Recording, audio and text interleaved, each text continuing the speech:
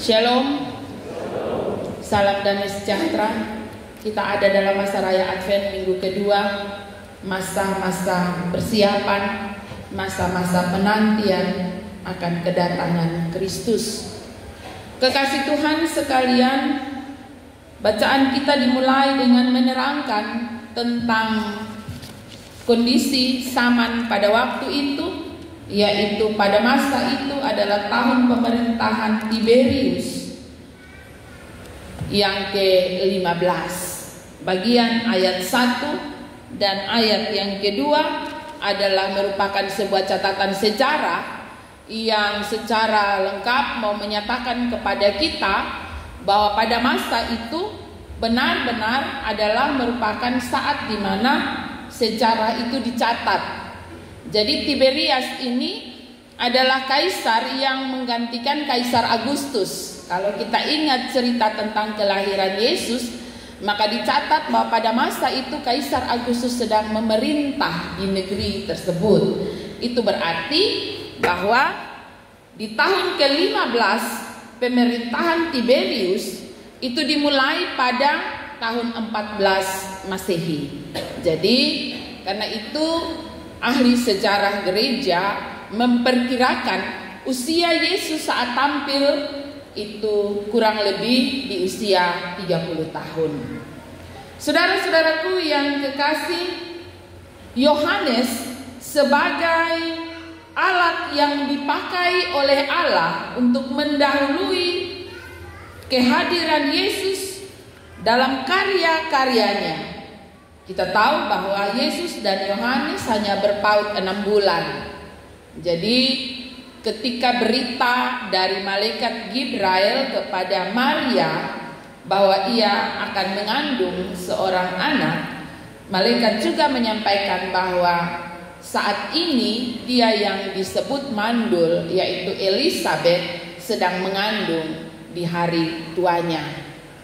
Saudara-saudaraku yang kekasih dalam kasih Tuhan kita Yesus Kristus, bacaan kita mengemukakan kepada saya dan saudara tentang panggilan Yohanes, tanggung jawab Yohanes sebagaimana yang telah dinubuatkan oleh malaikat Tuhan kepada ayahnya Zakaria bahwa ia akan mendapatkan seorang anak. Dalam Injil Lukas pasal 1 ayat 17 dikatakan bahwa anak yang ada dalam kandungan Elizabeth nanti akan berjalan mendahului Tuhan dalam roh dan kuasa Elia untuk membuat hati bapa-bapa berbalik dan anak-anaknya dan hati orang durhaka kepada pikiran orang benar, dan dengan demikian menyiapkan bagi Tuhan satu umat yang layak baginya.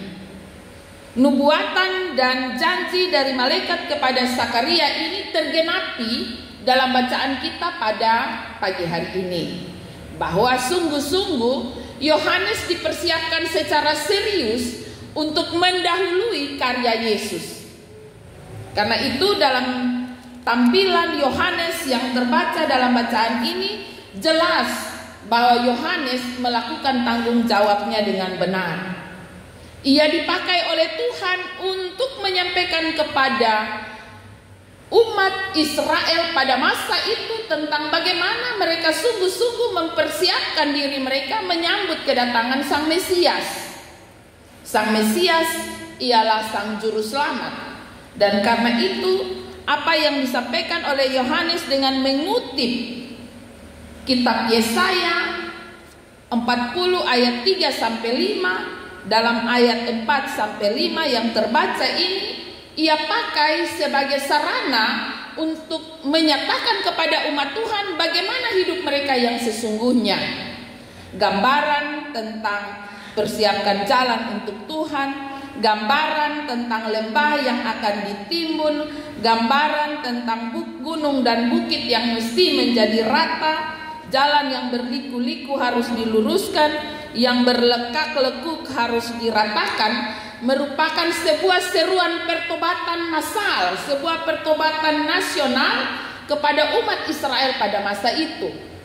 Yohanes pada akhirnya disebut sebagai nabi terakhir, orang yang menyeru-nyerukan tentang perintah Allah, bahwa hal mengenai pertobatan adalah hal yang serius. Karena pada masa Yohanes, pada masa itu umat Israel begitu bangga dengan kehidupan bangsa mereka dalam panggilan mereka sebagai umat Tuhan, keturunan Abraham. Umat Israel begitu bangga dengan jaminan ini, bahwa sebagai umat keturunan Abraham, sebagai umat pilihan Tuhan, kepastian keselamatan menjadi jelas. Dengan kebanggaan ini membuat umat Israel begitu bebas menjalani hidup mereka. Mereka tidak peduli dengan bangsa lain, menganggap bangsa lain tidak layak untuk mendapatkan keselamatan, dan kebanggaan itu membuat mereka bertindak tidak hati-hati dan tidak bijaksana. Bahkan mereka membelakangi Tuhan. Hal itu disampaikan dalam seruan pertobatan ini dalam ayatnya yang ke-7. Yohanes mengatakan bahwa hai kamu keturunan ular beluda, siapakah yang mengatakan kepada kamu supaya melarikan diri dari murka akan datang? Ia menyampaikan dengan seruan tegas bahwa menjadi keturunan Abraham, menjadi umat pilihan Tuhan, sebenarnya bukan jaminan bahwa kehidupanmu yang tidak berkenan di hadapan Allah itu mendapat tempat di hati Allah. Karena itu dia menyerukan dengan keras sekali tentang bagaimana umat Tuhan sebelum kedatangan Tuhan mereka harus sungguh-sungguh menyiapkan diri mereka. Dalam gambaran tentang jalan yang harus lurus, lembah yang harus ditimbun, gunung dan bukit yang harus rata, dan seterusnya sampai ayat yang ke-5 merupakan kondisi umat Tuhan, bahwa pada masa itu ada banyak anak-anak Tuhan yang hidupnya tidak pada jalan yang lurus. Ada banyak umat Tuhan yang ditindas, ada banyak umat Tuhan yang seperti gunung dan bukit yang melangit, ada banyak umat Tuhan yang jalannya berlekak-lekuk, hidupnya berlekak-lekuk, tidak jelas, tidak seturut dengan kehendak Tuhan. Karena itu seruan Nabi Yesaya diangkat oleh Yohanes dalam pemberitaannya. Seruan yang keras dan tegas oleh Yohanes kepada umat Tuhan untuk mempersiapkan diri mereka melalui sarana pertobatan. Saudara-saudaraku yang kekasih dalam kasih Tuhan kita Yesus Kristus, Yohanes pun menyampaikan bahwa waktu Tuhan itu sudah tidak lama lagi, dan pada waktu itu tidak ada yang namanya sesuatu yang tidak diperhadapkan pada pengadilan. Ayat 9 dengan tegas Yohanes mengatakan bahwa kapak sudah tersedia pada akar pohon. Karena itu bagi pohon yang tidak menghasilkan buah akan ditebang dan dibuang ke dalam api. Demikian pula pada ayat yang ke-17. Dia menyampaikan bahwa alat penanti sudah di tangannya untuk membersihkan dan mengumpulkan. Yang gandum ditaruh di dalam lumbung, tetapi yang debu jerami akan dibakar dalam api yang tidak terpadamkan. Kondisi ini disampaikan oleh Yohanes secara tegas tentang akhir dan tujuan kehidupan setiap umat Tuhan pada masa itu. Sama seperti umat Tuhan pada zaman Yohanes, demikian juga pada masa kini. Panggilan dan sesuatu yang melekat dalam diri kita sebagai umat Kristen, umat yang telah ditebus oleh pengampunan Kristus, karya Kristus, seringkali membuat kita salah kaprah. Kita merasa bahwa tidak ada sesuatu yang menghalangi kita untuk menerima keselamatan yang daripada Tuhan. Dan akhirnya kita sebebas-bebasnya melakukan segala tindakan seturut dengan maunya kita. Minggu lalu saya membawa anak-anak katekisasi mengunjungi LPKA, Lembaga Pembinaan Anak khusus anak di Kupang, lapas anak. Dan di sana dalam kesan yang disampaikan oleh Ibu Pendeta yang melayani di lapas, dia menyampaikan kepada anak-anak katekisasi kita yang dibawa ke sana, dia bilang, seenak-enaknya di dalam sini, karena di lapas anak itu semua dijamin dengan baik, hak anak dijamin. Mereka yang harus putus sekolah karena masuk lapas, mereka disekolahkan sampai tamat SMA. Jam makan 3 kali sehari. Mereka punya waktu untuk bermain, mereka punya waktu yang ketat diatur oleh negara. Dan karena itu Ibu Pendeta di lapas bilang begini, seenak-enaknya di dalam, tetap lebih enak di luar. Dan Ibu Pendeta memberi pesan kepada anak-anak kasasi kita, selagi kalian ada di luar sana, ada begitu banyak kebebasan yang diberikan kepada kamu. Gunakanlah kebebasan itu dengan hati-hati. Karena di saat kebebasan itu disalahgunakan, tempat kalian ada di dalam sini. Saudara-saudaraku yang kekasih dalam kasih Tuhan kita Yesus Kristus, ketika merenungkan bagian firman Tuhan ini, saya kembali teringat akan nasihat teman pendeta yang ada di lapas, bahwa seringkali begitu banyak kebebasan yang datang kepada kita dengan jaminan bahwa kita adalah umat pemenang, bahwa kita adalah umat yang telah ditebus oleh Tuhan. Kita dihardik oleh firman Tuhan ini. Ketika Yohanes menyampaikan kepada umat Tuhan pada masa itu, hai kamu keturunan ular beludak, siapakah yang mengatakan kepada kamu supaya melarikan diri dari murka yang akan datang? Apakah kamu dapat memberi jaminan pada dirimu bahwa kamu akan terlepas dari murka yang akan datang? Apakah kamu dapat melarikan diri dari murka yang akan datang? Dan karena itu dia menyerukan, jangan tunggu lama lagi, bertobatlah. Saudara-saudaraku yang kekasih, seruan untuk menimbun setiap lembah dan meratakan setiap gunung dan bukit, meluruskan setiap yang berliku-liku dan meratakan setiap yang berlekak-lekuk, dijabarkan oleh penginjil Lukas dengan baik dalam ayat yang ke-10 sampai ayat yang ke-14. Ketika orang bertanya, apa yang harus kami buat? Sebagai bentuk dari tanda pertobatan, sebagai bentuk dari sebuah persiapan hati, meluruskan jalan untuk Tuhan. Ayat ke-11 dia katakan, barang siapa mempunyai 2 helai, hendaklah ia memberi kepada yang tidak punya. Barang siapa yang tidak mempunyai makanan, hendaklah ia berbuat juga demikian. Itulah bentuk, itulah buah-buah dari pertobatan.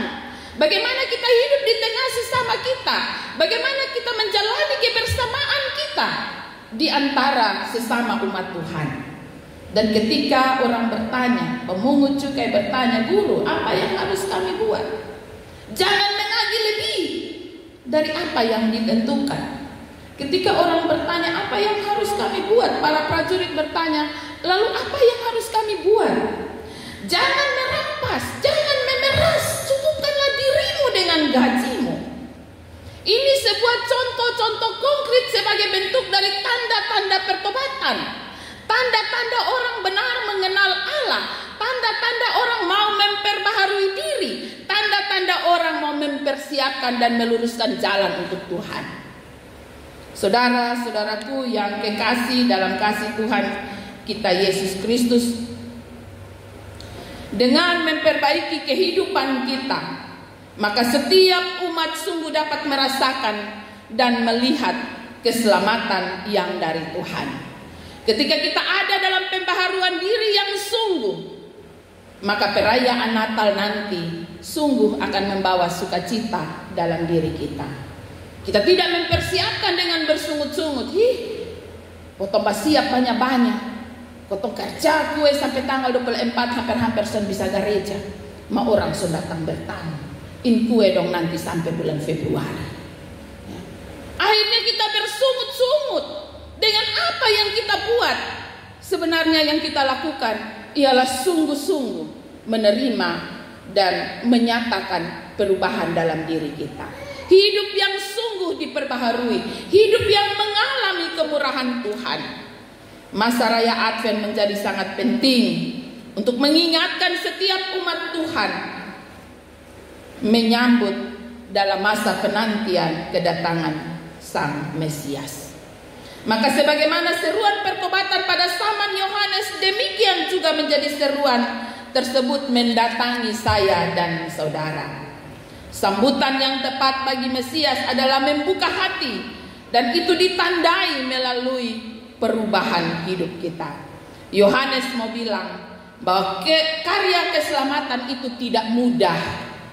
Dalam ayat yang ke-7 dan ayat yang ke-17 dapat kita baca di sana bahwa ujung dari kehidupan mereka yang tidak terselamatkan adalah dibawa ke dalam api yang tidak terpadamkan. Dan karena itu, ketika Yesus telah menyelamatkan saya dan saudara untuk terselamatkan dari api yang tidak terpadamkan, maka kehidupan kita menjadi kehidupan yang hendaknya diisi dan selalu ada dalam ucapan syukur melalui tanda-tanda pertobatan. Kehidupan kita menjadi kehidupan yang mempermuliakan Allah. Saudara-saudaraku yang kekasih, pertobatan bukan berbicara tentang sebuah wacana, tapi pertobatan adalah sebuah tindakan nyata. Karena itu seruan Minggu Advent ini menjadi seruan yang penting bagi saya dan setiap umat Tuhan pada masa kini, bahwa ketika kita menyambut dan mempersiapkan diri bagi kedatangan Tuhan sebagai hakim, maka pertanyaan ini menjadi penting. Sudah siapkah kita menyambut kedatangan Kristus yang pasti akan datang? Keselamatan telah dianugerahkan kepada saya dan saudara. Kita yang menerimanya, kita hidup dalam ucapan syukur. Kita yang siap memperingati akan kelahiran Kristus, kedatangan Sang Juru Selamat. Sungguh-sungguh kita mendahuluinya dengan mempersiapkan jalan untuk Tuhan, sehingga ketika Dia datang, hati kita sungguh telah ada dan menyiapkan tempat bagi kelahirannya. Saudara-saudaraku yang kekasih, selamat mempersiapkan masa raya Natal.